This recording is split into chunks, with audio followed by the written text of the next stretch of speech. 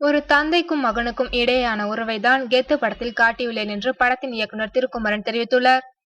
ஒரு கல் ஒரு கண்ணாடி படத்தின் மூலமாக தமிழ் சினிமாவில் அறிமுகமானவர் உதயநிதி ஸ்டாலின். தொடர்ந்து இது கதிர்வேலன் காதல், நான் வேண்டா போன்ற படங்களில் காமெடி நாயகனாக நடித்திருந்தார். ஆனால் காமெடி அவருக்கு கை கொடுக்கவில்லை. இதனால் கெத்து படத்தின் மூலம் தற்போது ஆக்ஷன் பாதைக்கு திரும்பியிருக்கின்றார் உதயநிதி. இந்த படத்தில் இவருடன் இணைந்து எமி ஜாக்சன், சத்யராஜ், விக்ராந்த், கருணாகரன் ஆகியோர் நடித்துள்ளனர்.